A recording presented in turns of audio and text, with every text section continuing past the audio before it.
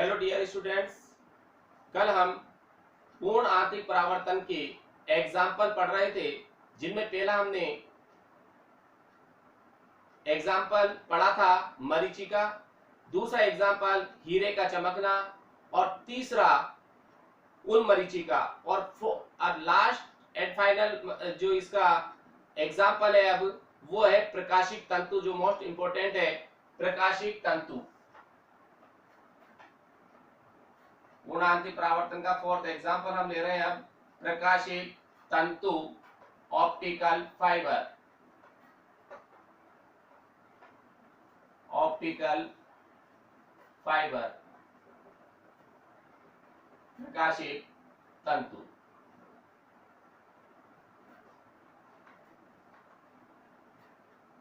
Important है। देखो प्रकाशिक तंतु क्या काम आता है। जो प्रकाशिक तंतु का जो उपयोग होता है, प्रकाशिक तंतु का उपयोग दृश्य एवं श्रव्य संकेतों को लंबी दूरी तक, बहुत दूर, बहुत ज्यादा अधिक दूरी तक, लंबी दूरी तक संचारित करने में किया जाता है। और जो प्रकाशिक तंतु में पूर्ण आंतरिक परावर्तन की घटना का उपयोग किया जाता है, प्रकाशिक तंतु है तो किसी घटना का उपयोग हो रहा है, इसमें पूर्ण आंतरिक परावर्तन की घटना का उपयोग होता है। यह क्या होता है, एक पतला बेलनाकार तार होता है। क्या होता है, ये बहुत पतला होता है। ये एक पतला बेलनाकार तार होता है जिसका व्यास मतलब इतना बारीक होता है, जिसका व्यास मनुष्य के बाल के समान होता है या बाल के बराबर होता है। इस प्रकाशिक तंतु में एक आंतरिक बेलन होता है, मतलब अंदर एक बेलन होता है जिसे हम क्रोड कहते हैं। और इस क्रोड के जो आंतरिक बेलन है, इस क्रोड के बाहर चारों ओर एक परत होती है जिसे हम अधिपट्टन या क्लैंडिंग कहते हैं। और जो क्रोड का अपवर्तनांक है वो क्लैंडिंग के अपवर्तनांक से उच्च होता है।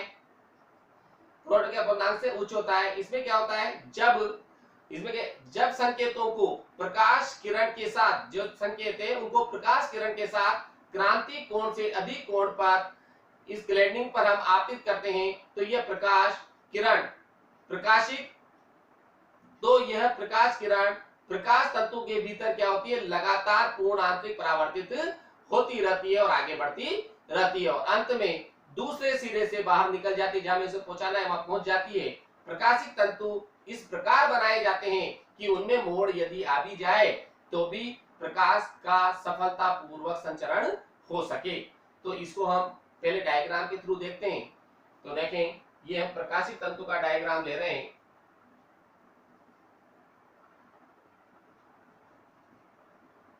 ये कैसा भी मोड़ वगैरह आ जाए, इसमें कोई दिक्कत नहीं होती।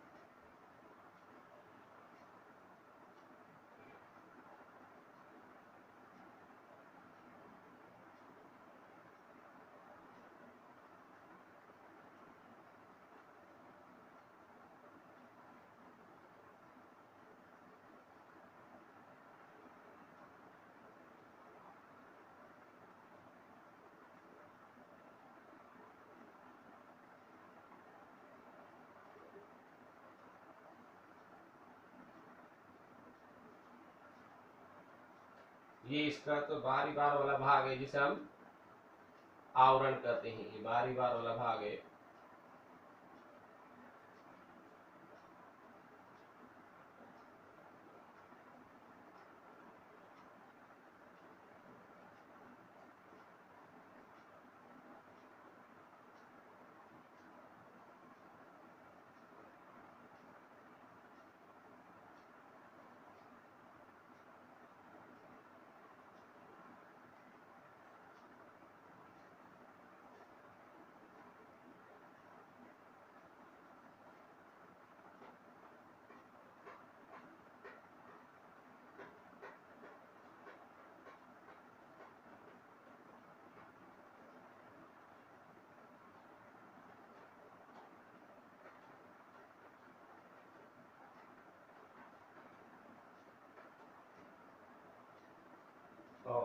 इसके अंदर एक आंतरिक व्यास होता है, आंतरिक बेलन।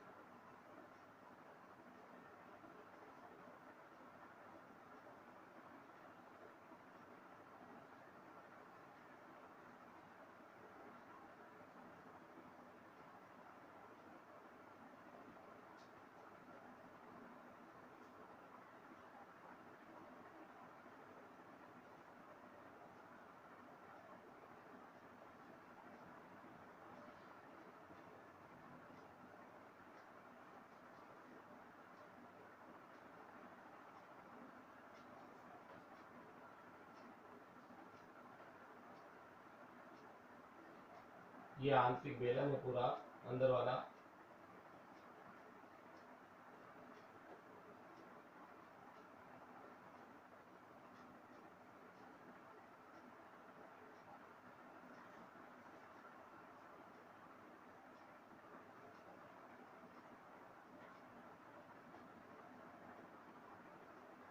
ये आंतरिक बेलन है।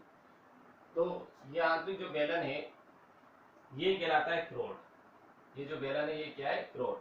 और इसके बाद जो ये हिस्सा है ये कहलाता है अधिपट्टन, जिसके चारों तरफ जो परत होती है अधिपट्टन, मतलब जिसे हम क्लैंडिंग कहते हैं। देखो इस पर हम प्रकाश साथ इन संकेतों को इस प्रकार से आपित करते हैं, इनका क्रांति कोण से अधिक हो तो ये यहाँ से इसका पूर्णांति परावर्तन होगा, ये पूर्णांति परावर्तन, फिर यहाँ से भी इसका पूर्णांति परावर्तन।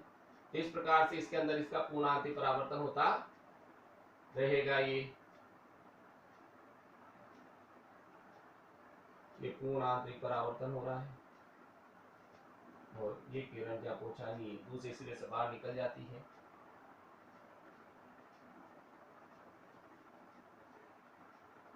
ये बाहर आ गई। तो ये हो गया हमारे पास जो है हिस्सा, ये कहलाता है क्रोड, जिसको हम क्या कहते हैं? क्रोड कहते हैं। क्या कहते हैं इसको? क्रोड।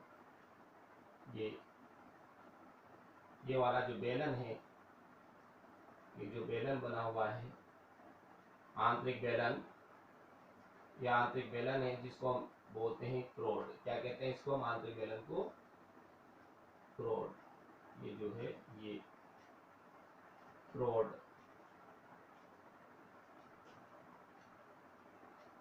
और ये जो हिस्सा है इसको हम बोलते हैं अधिपट्टन। ये क्या है? ये भाग जो है ये कहलाता है अधिपट्टन।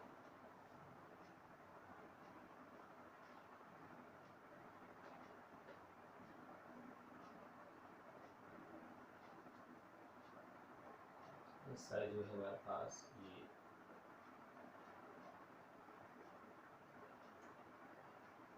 ये कहलाता है अधिपट्टन।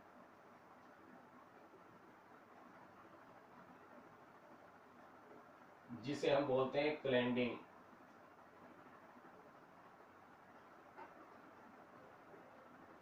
ये कहलाती है क्लैंडिंग। क्लैंडिंग बोल दो, अधिपट्टन बोल दो। इसका अपवर्तनांक क्या होता है? निम्न होता है। सबसे बाहर होता है आवरण। क्या होता है सबसे बाहर? आवरण।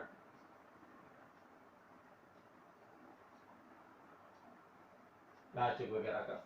और ये क्रोड जो है इसका अपवर्तनांक जो है उच्च अपवर्तनांक। इसका जो अपवर्तनांक होता है वो क्या होता है? क्रोड का उच्च होता है। और इसका जो ये होता है निम्न अपवर्तनांक। निम्न अपवर्तनांक।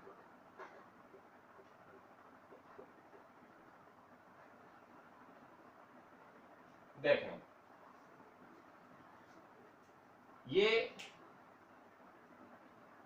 सबसे अंदर जो बेलन है, ये सबसे आंतरिक बेलन, ये कहलाता है क्रोड। ये जो मैंने बना रखा है जिसके अंदर प्रकाश की किरण गति कर रही है, ये कहलाता है क्रोड। क्या कहलाता है? ये क्रोड कहलाता है।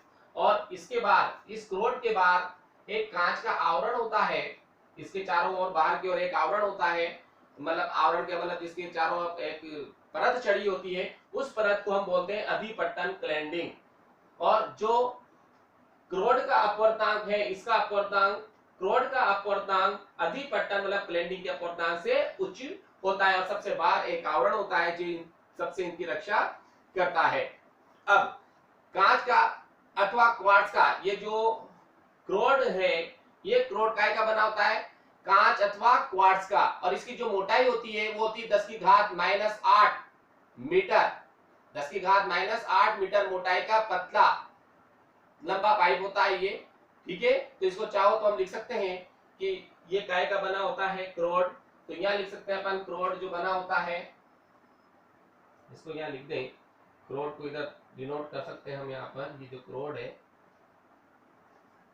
ये जो क्रोड है, क्रोड काय का होता है, कांच अथवा क्वार्ट्ज का। क्रोड यहाँ लिख लो, पूरा लिख दो, क्रोड कांच अथवा क्वार्ट्ज, क्वार्ट्ज, क्रोड कांच अथवा क्वार्ट्ज का बना होता है, और 10 की घात -8, 10 की घात -8 मीटर मोटाई,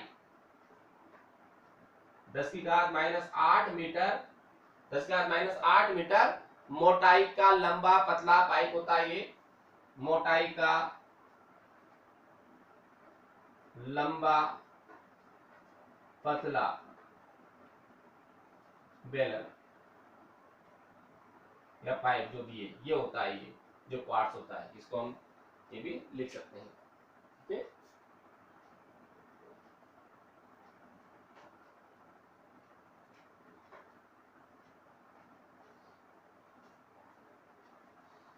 तो ये तो हो गया इसका डायग्राम।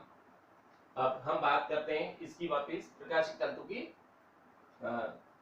रचना वगैरह। तो प्रकाशिक तंतु का उपयोग किसमें करते हैं, लिख लो पहले। तो प्रकाशिक तंतु का उपयोग दृश्य एवं श्रव्य संकेतों को लंबी दूरी तक संचारित करने में किया जाता है। तो ये हो गया हमारे पास, लिख लें हम इसको, प्रकाशिक तंतु का उपयोग, प्रकाशिक तंतु का उपयोग दृश्य एवं श्रव्य, दृश्य एवं श्रव्य संकेतों को, प्रकाशिक तंतु का उपयोग दृश्य एवं श्रव्य संकेतों को लंबी दूरी तक संचारित करने में, लंबी दूरी तक संचारित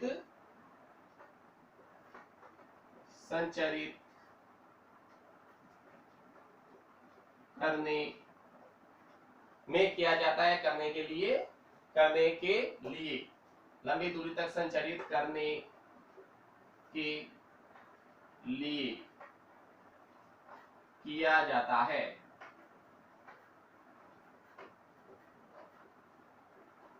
मतलब जो प्रकाशिक तंतु का उपयोग है वो दृश्य एवं श्रव्य संकेतों को बहुत अधिक दूरी तक संचारित करने के लिए किया जाता है। और प्रकाशिक तंतु में क्या, किसका उपयोग होता है, पूर्ण आंतरिक परावर्तन की घटना का। तो भी लिख लो, प्रकाशिक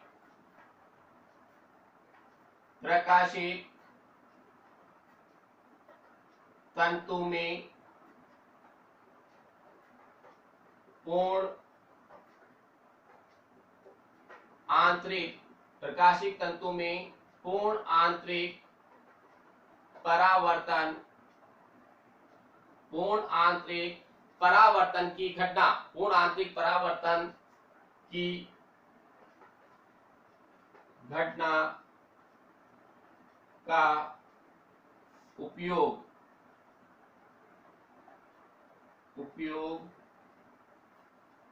होता है।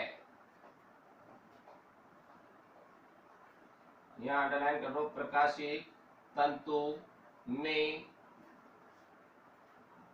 पूर्ण आंतरिक परावर्तन की घटना का उपयोग होता है। इसका उपयोग होता है पूर्ण आंतरिक परावर्तन की घटना का। इसका व्यास क्या होता है, क्रोड, इसका क्या होगा, जिसका व्यास मनुष्य के बाल के आकार के बराबर होता है। इसका प्रकाशिक तंतु का, प्रकाशिक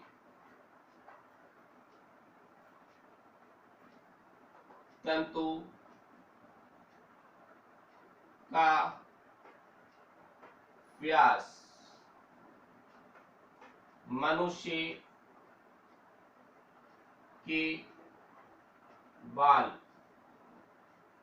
प्रकाशिक तंतु का व्यास मनुष्य के बाल के आकार का, मनुष्य के बाल के आकार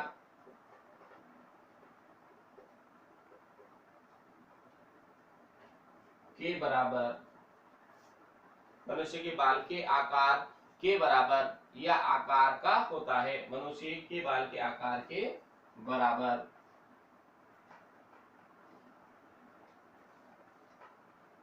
होता है। और अपवर्तनांक किसका, क्रोड का अपवर्तनांक क्लैंडिंग के अपवर्तनांक से उच्च होता है। ये भी आगे लिख सकते हैं, ये आगे लिखो तो चलो अभी दो, क्रोड को भी लिखेंगे अपन, बाल के आकार के बराबर होता है। अब इसमें प्रकाशिक तंतु में एक आंतरिक बेलन होता है जिसे हम क्या बोलते हैं, क्रोड। जो हमने चित्र बना रखा है उसको लिख भी लें, प्रकाशिक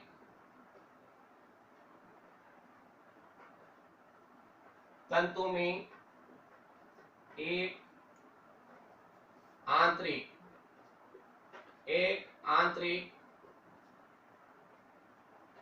बेलन होता है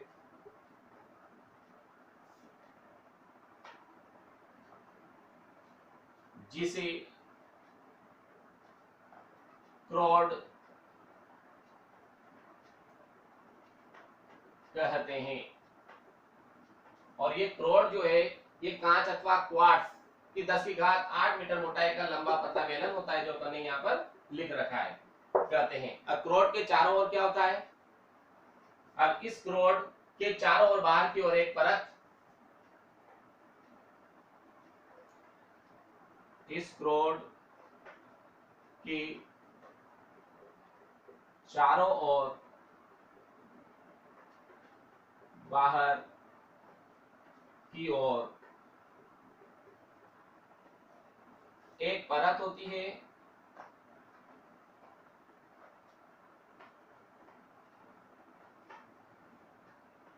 जिसे अधिपट्टन या क्लैंडिंग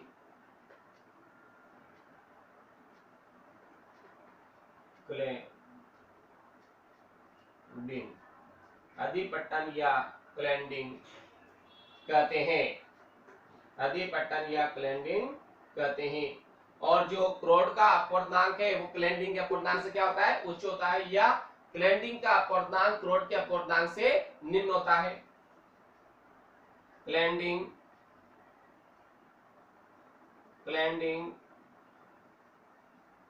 का अपवर्तनांक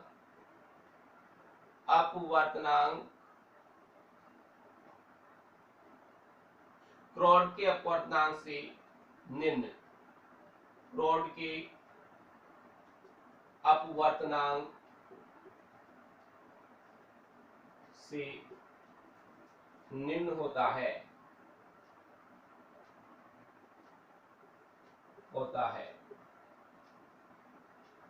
सबसे बाहर क्या होता है, एक परत होती है जिसे हम क्या बोलते हैं, सबसे बाहर एक बेलनाकार, मतलब इन सब के बाहर क्या होती है, एक परत होती है जिसे हम आवरण कहते हैं। सबसे बाहर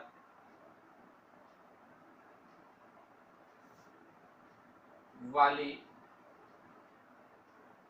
परत को आवरण कहते हैं।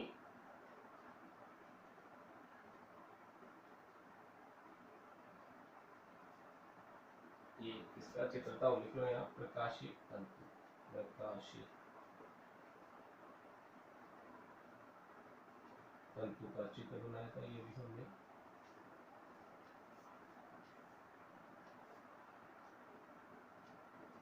आवरण करते हैं। मतलब ये हो गया क्रोड, क्रोड के बाद जो परत है चारों ओर वो हो गई क्लैंडिंग, और सबसे बाद क्या हो गया आवरण। अब हम बात करें कि इसमें किस प्रकार से कार्य करता है। तो इसमें जब संकेतों को प्रकाश किरण के साथ क्रांति कोण से अधिक कोण पर आपतित किया जाता है तो यह प्रकाश किरण प्रकाशिक तंतु के भीतर लगातार पूर्णांति परावर्तित होती रहती है। इसमें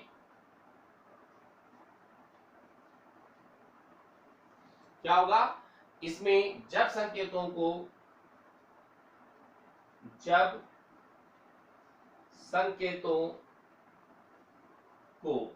इसमें जब संकेतों को प्रकाश किरण के साथ इसमें जब संकेतों को प्रकाश किरण के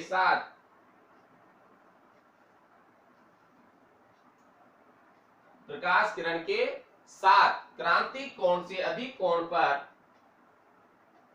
क्रांतिक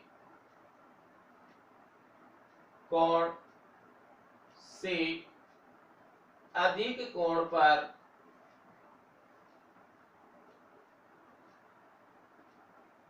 क्रांतिक कोण से अधिक कोण पर आपतित करते हैं, आपतित करते हैं तो क्या होगा, आपतित करते हैं तो यह प्रकाश किरण आपतित करते हैं तो यह प्रकाश क्या होगा, यह प्रकाश किरण क्या होगी, तो यह प्रकाश किरण प्रकाश तंतु के भीतर क्या होती है, लगातार पूर्णांतिक परावर्तित होती रहती है करते हैं। तो यह प्रकाश किरण तो यह प्रकाश किरण तो यह प्रकाश किरण प्रकाशिक तंतु के भीतर प्रकाशिक तंतु के भीतर लगातार पूर्णांतिक परावर्तित होती रहती है, भीतर लगातार पूर्ण आंतरिक परावर्तित होती रहती है। तो लगातार पूर्णांतिक परावर्तित होती रहती है और आगे बढ़ती रहती है, परावर्तित होती रहती है और आगे बढ़ती रहती है।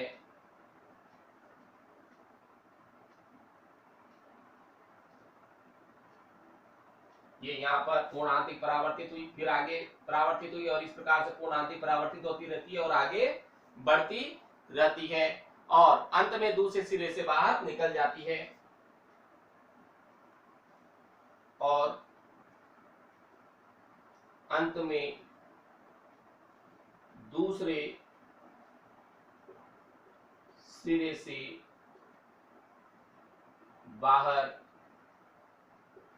निकल जाती है और अंत में क्या होगा, यह पूर्णांतिक परावर्तित होती रहेगी अंदर और आगे बढ़ती रहेगी और अंत में क्या होगा, दूसरे सिरे से बाहर निकल जाएगी। प्रकाशिक तंतु इस प्रकार बनाए जाते हैं कि इसमें मोड़ भी अगर आ जाए तब भी प्रकाश का सफलतापूर्वक संचरण हो जाता है। आगे लिख लिया, प्रकाशिक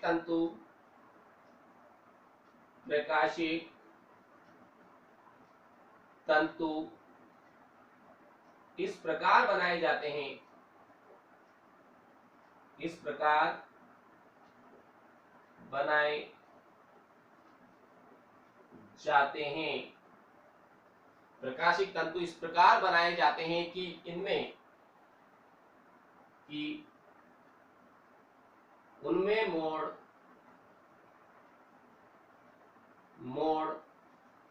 आ जाने पर भी उनमें मोड़ आ जाने पर भी प्रकाश का क्या हो, प्रकाश को सफलतापूर्वक प्रकाश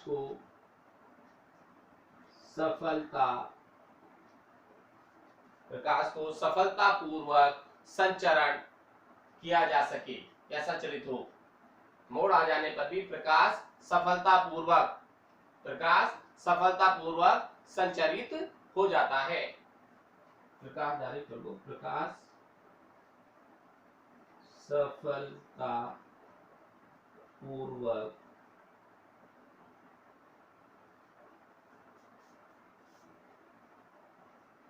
संचरित हो जाता है।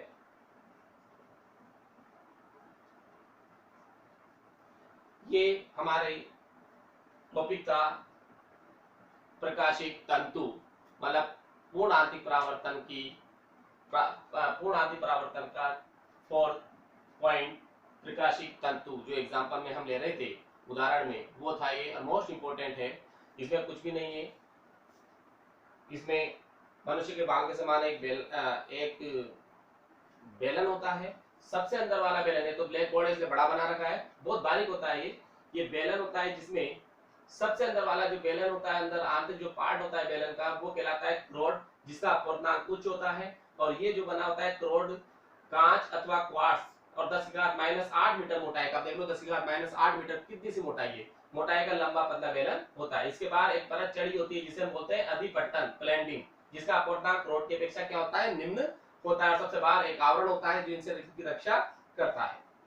ये पूरा हमने जो बनाया है चित्र उसी को इस पे नोट किया है। अब हम उपयोग पढ़ रहे हैं प्रकाशिक तंतु के उपयोग कि ये इसमें प्रकाशिक तंतु क्या है, वहां इसको ले लो तो देखो उपयोग जी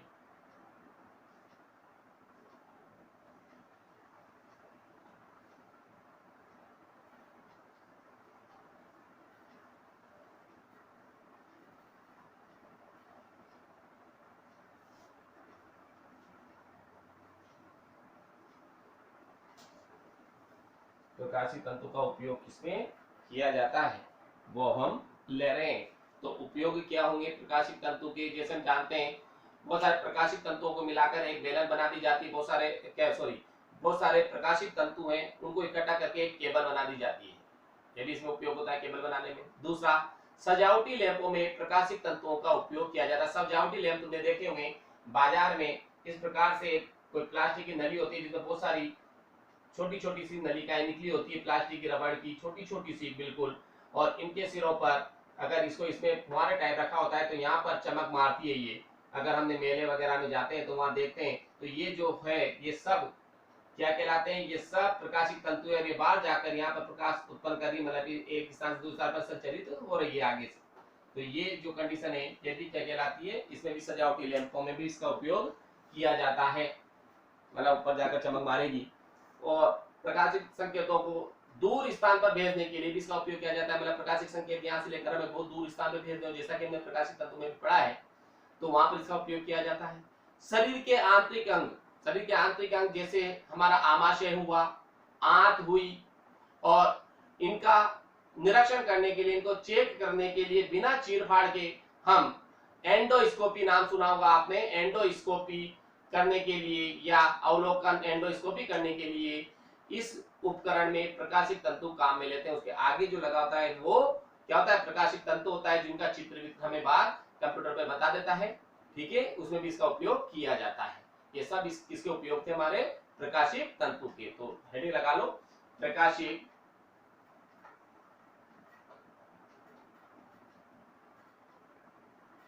तंतु के उपयोग, प्रकाशिक तंतु के उपयोग। मतलब क्या होगा, प्रकाशिक तंतुओं का उपयोग किसमें किया जाता है, इसमें हम प्रकाशिक तंतुओं का उपयोग करेंगे। तो पहला, बहुत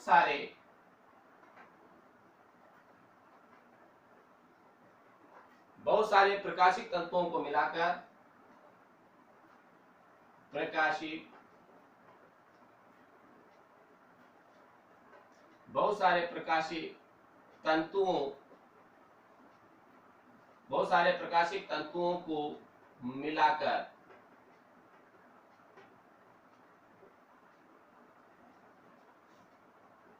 केबल बना दी जाती है। केबल बना दी जाती है,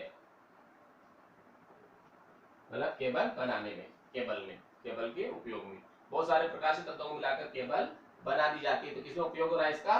केबल में, ये केबल में उपयोग होता है। दूसरा उपयोग हम ले लें, अभी बता रहा सजावटी लैंपों में किसका उपयोग किया जाता है? प्रकाशिक तत्वों का। तो ये सजावटी लैंपों में किसका उपयोग करेंगे हम?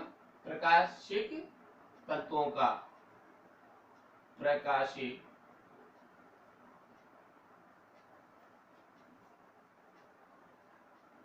तंतुओं का उपयोग किया जाता है।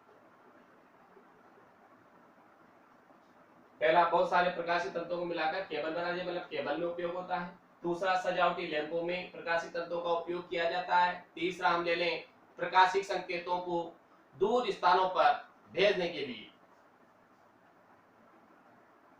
तीसरा, प्रकाशिक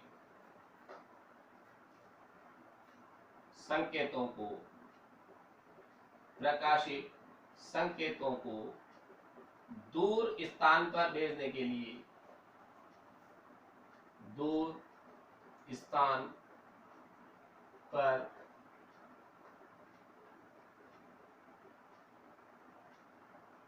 प्रकाशिक संकेतों को दूर स्थान पर भेजने के लिए इसका उपयोग किया जाता है। प्रकाशिक संकेतों को दूर स्थान पर भेजने के लिए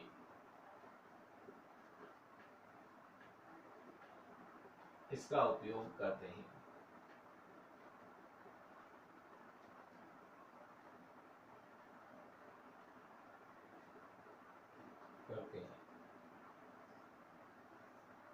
और चौथा उपयोग हम ले लेते हैं इसका, फोर्थ उपयोग एंडोस्कोपी में। किसमें? शरीर के आंतरिक अंगों जैसे आमाशय, आंत आदि की जांच करने के लिए।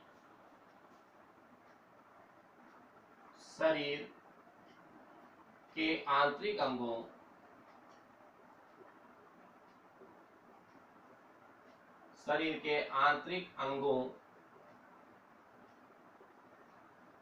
आंतरिक अंग में हमारे पास आते हैं आमाशय हुआ, जैसे आमाशय, आंत, आंतरिक अंगों जैसे आमाशय,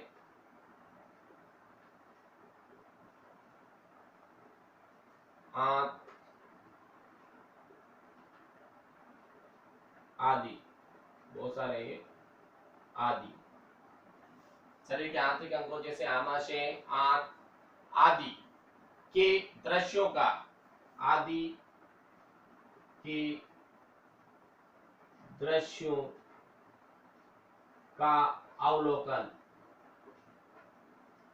मतलब उसको चेक करने के लिए, अवलोकन करने में, अवलोकन मतलब एंडोस्कोपी। इसको अगर हम नाम जाने तो एंडोस्कोपी नाम सुना होगा, एंडोस्कोपी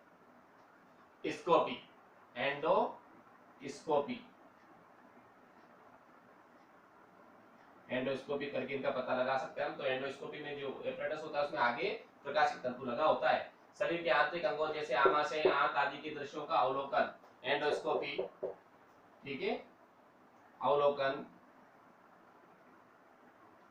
करने, मतलब एंडोस्कोपी के द्वारा करते हैं, दृश्यों का अवलोकन करने के लिए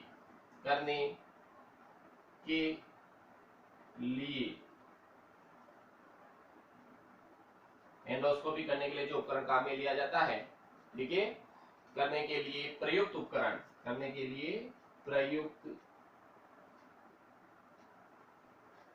उपकरण में, मतलब जो आमाशय आंत आदि का अवलोकन किया जाता है उसमें जो उपकरण काम में लिया जाता है, एंडोस्कोपी करते हैं उसमें जो उपकरण काम में लिया जाता है उसमें प्रकाशित तंतु काम में लेते हैं। प्रयुक्त उपकरण में प्रकाशित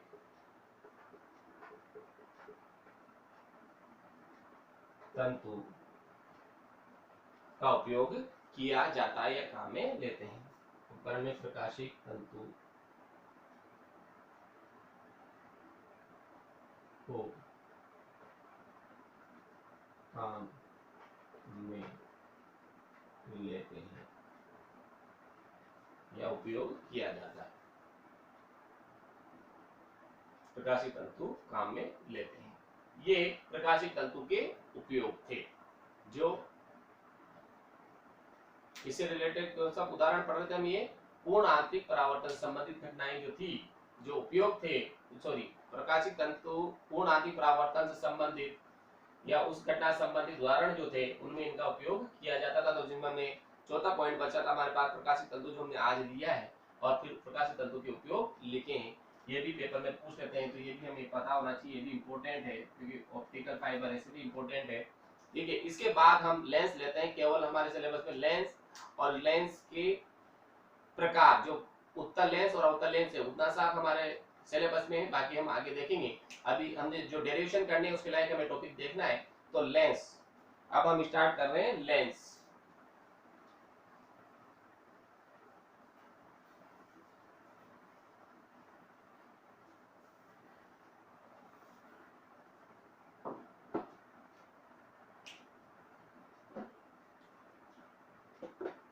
लेंस, लेंस क्या होता है? ऐसा समांगी पारदर्शी माध्यम जो दो वक्र पृष्ठों अतः एक वक्र पृष्ठ और एक समतल पृष्ठ से घिरा हो। ये दो, जैसे लेंस है, ये दो वक्र पृष्ठों से, एक वक्र पृष्ठ है, ये एक वक्र पृष्ठ से घिरा हुआ हो, ठीक है, या एक वक्र पृष्ठ तथा एक समतल पृष्ठ से घिरा हो, एक वक्र पृष्ठ हो जाए, एक समतल पृष्ठ हो जाए, उससे घिरा हुआ हो। तो इस प्रकार की जो आकृति होती है वो कहलाती है लेंस। क्या कहलाती है? लेंस। तो हम ले रहे हैं आज न्यू टॉपिक लेंस।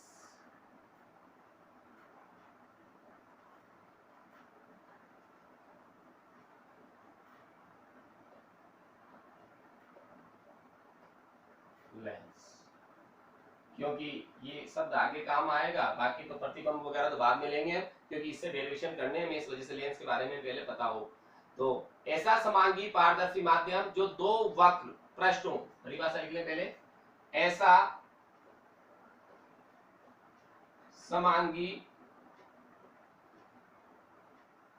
पारदर्शी, मतलब आर पार दिखना चाहिए, पारदर्शी माध्यम, ऐसा समांगी पारदर्शी माध्यम जो दो वक्र पृष्ठों, ऐसा समांगी पारदर्शी माध्यम जो दो वक्र पृष्ठों, जो दो वक्र पृष्ठों अथवा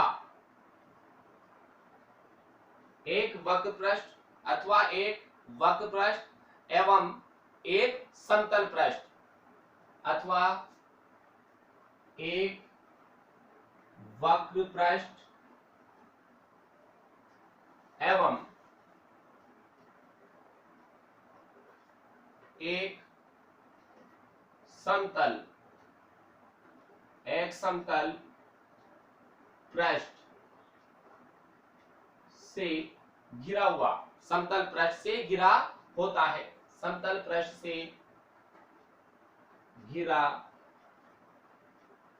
होता है, लेंस कहलाता है।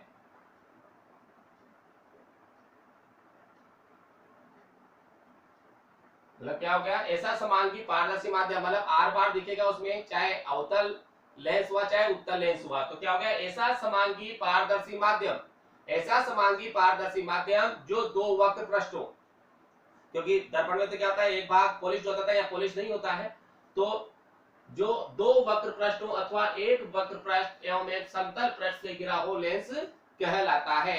ये इस प्रकार से होता है, ये जैसे ये दो, एक पहला वक्र पृष्ठ दूसरा वक्र पृष्ठ से मिला हुआ हो तो लेंस हो गया, और ये दो वक्र पृष्ठ ऐसे भी हो सकते हैं। ये लेंस हो गया, ये सब लेंस है। अब लेंस के अलग अलग प्रकार के होते हैं, वो हमारे प्रकार सिलेबस में नहीं है, तो उनको हम ज्यादा डिटेल में नहीं जाएंगे, पहले ऑलरेडी चैप्टर बहुत बड़ा है।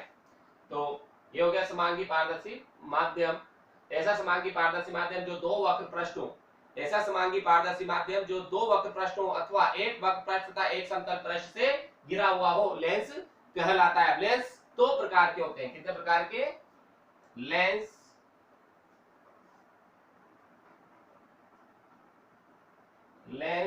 दो प्रकार के होते हैं।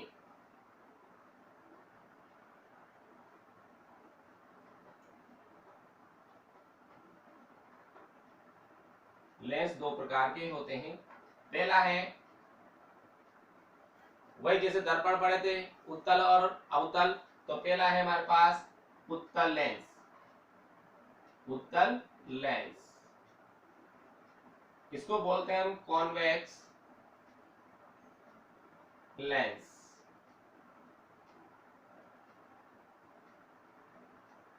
Convex lens. और दूसरा है हमारे पास अवतल लेंस। अवतल लेंस ये बोलते हैं कॉनकेव लेंस।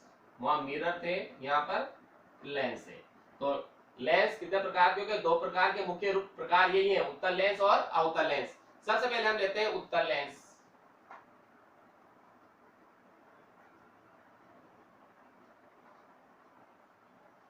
उत्तल लेंस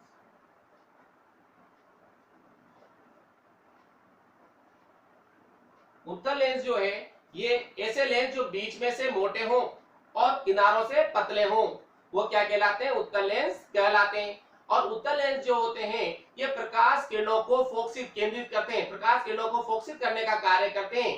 इसलिए इन लेंसों को हम क्या कहते हैं? अभिसारी लेंस भी कहते हैं। क्या कहते हैं? अभिसारी, जो किरणों को एकत्रित करते हैं। तो उत्तल लेंस की परिभाषा क्या होगी? सीधी सीधी परिभाषा हम लिखेंगे, वो लेंस जो बीच में से मोटे तथा किनारों से पतले होते हैं। तो परिभाषा लिख लें, वे लेंस, या डायरेक्ट लिख लो ऐसे लेंस, ऐसे लेंस, ऐसे लेंस जो बीच में से मोटे, ऐसे लेंस जो बीच में से मोटे तथा किनारों से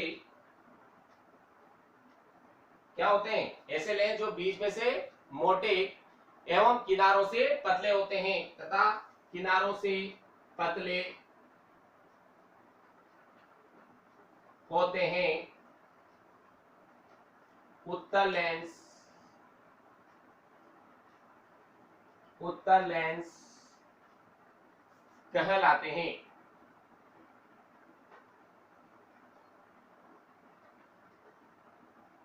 उत्तल लेंस जो है वो किरणों को फोकसित करते हैं, इसलिए हम क्या कहते हैं? उनको अभिसारी लेंस भी कहते हैं। तो ये भी हम लिख सकते हैं, यह लेंस प्रकाश किरणों को, यह लेंस,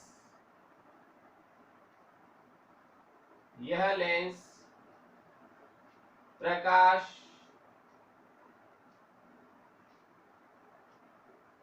किरणों को फोकसित, यह लेंस प्रकाश किरणों को क्या करते हैं? फोकसित करने का, यह लेंस प्रकाश किरणों को फोकसित करने का कार्य करते हैं। यह लेंस प्रकाश किरणों को फोकसित करने का कार्य करते हैं, इसलिए इस लेंस को, इसलिए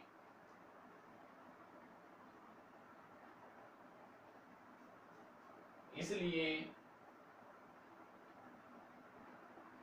इस लेंस को, कौन सा लेंस?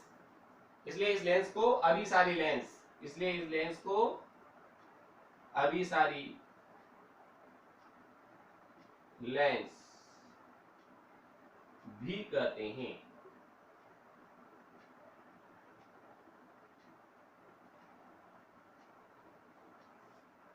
तो देखें इस लेंस का चित्र हम देखना चाहें तो ये डायग्राम ले सकते हैं हम।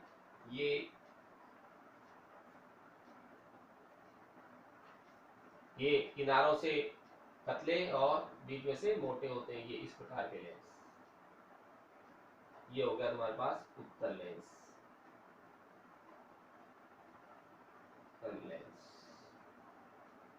ये किनारे पतले और ये बीच में से मोटे, ये उत्तल लेंस है। अब दूसरा हमारे पास है अवतल लेंस।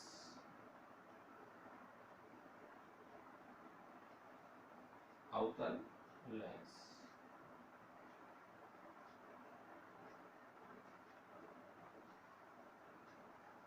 दूसरा कौन सा है हमारे पास? अवतल लेंस। वो इसका उल्टा, ऐसे लेंस जो बीच में पतले और किनारों से मोटे होते हैं। इसका उल्टा करके लिख दो, ऐसे लेंस जो बीच में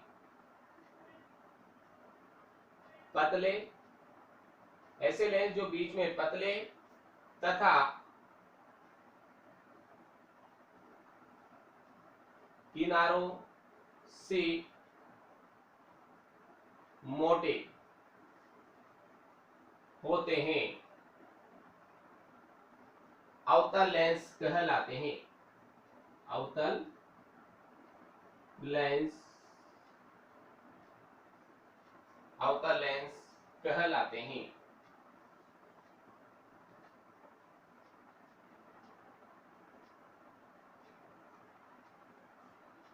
ये क्या करते हैं? यह लेंस प्रकाश किरणों को अपसारित मतलब फैलाने का कार्य करते हैं। तो एकत्रित करने का कार्य करते थे, ये फैलाने का। यह लेंस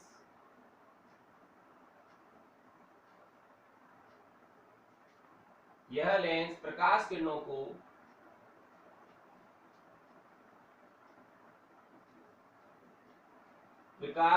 को फैलाने का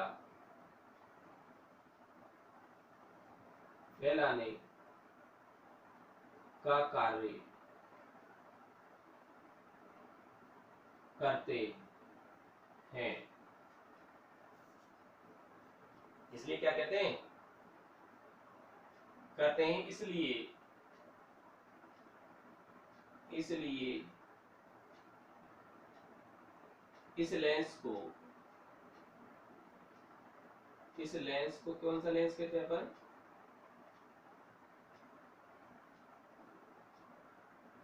इसलिए इस लेंस को कौन सा? अपसारित लेंस।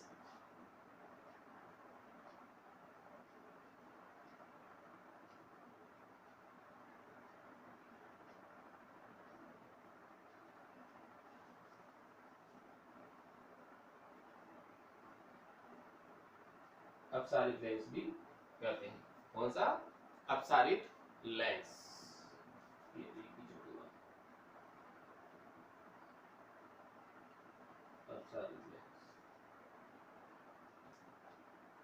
देखो लेंस दो प्रकार के थे, उत्तल लेंस और अवतल लेंस। उत्तल लेंस ऐसे लेंस जो बीच में से मोटे और किनारों से पतले होते हैं, उन्हें हम कहते हैं उत्तल लेंस। उत्तल लेंस प्रकाश किरणों को एकत्रित करने का कार्य करते हैं, इसलिए हम इसे अभिसारी लेंस भी कहते हैं। दूसरा था अवतल लेंस का उल्टा कर दो, ऐसे लेंस जो बीच में से पतले और किनारों से मोटे होते हैं, अवतल लेंस कहलाते हैं। ये किरणों को फैलाने का कार्य करते हैं, इसलिए इन्हें अपसारित लेंस भी कहते हैं। और इसको चित्र हम देख लेते हैं। ये किनारों से मोटे और बीच में से पतले, ये हो गया इसका चित्र। मैं इधर बना लूं ध्यान से।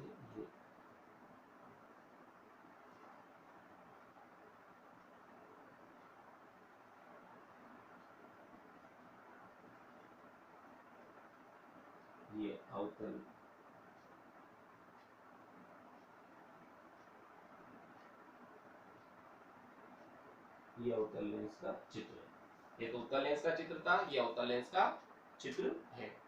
अब आगे हम डेरिवेशन पढ़ेंगे लेंस मेकर सूत्र, पतले लेंस से अपवर्तन। इस वजह से अपन ने पहले लेंस की बात करी, विज्ञान में बात करूंगा पतले लेंस। तो पतला लेंस आएगा, तो अगर डायरेक्ट शुरू करें तो क्योंकि सर लेंस होता क्या है, इस वजह से हमने पहले लेंस और लेंस की दोनों प्रकार पढ़े, फिर उसके बाद इनका प्रतिबिंब का निर्माण तो बाद में आएगा। पहले हमें इनसे डेरिवेशन करने, जो मोस्ट इंपोर्टेंट डेरिवेशन है।